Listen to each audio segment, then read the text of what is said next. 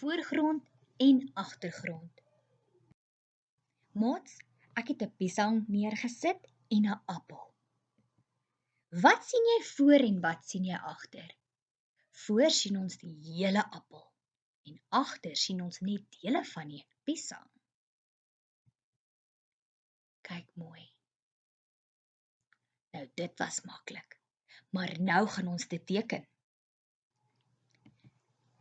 Hoe teken ek dit? In die eerste prentjie wys ek vir jou. Ons teken eers die piesang en dan die appel. Nou vra juffrou, kleur vir my die voorgrond prentjie in. Dit beteken juffrou vra dat jy die appel moet inkleur want hy staan mos voor. En onthou, jy moenie net dele van die appel inkleur nie, jy moet die hele appel inkleur want hy staan voor en ons kan die hele appel sien. Eerste gaan jy vir juffrou dit omlyn.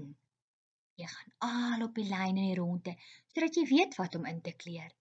En by prentjie nommer 2 kan jy sien ek het die hele appel ingekleur. Volgende het ek 'n beker gevat en ook 'n visie. Wat sien jy voor en wat sien jy agter? Agter sien ons 'n beker. Kan ons die hele beker sien, maats? Nee. Kan ons die hele visie sien? Ja, want hy staan voor. Dit was weer eens maklik, maar kom ons gaan teken dit. Hoe teken ek dit? Eers teken ons die plastiek koppie, die beker.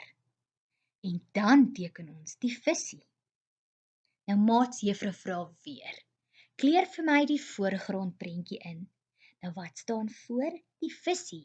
So jy moet die hele visie nou eers omlyn, al op die lyn. En dan moet jy die hele visie inkleur.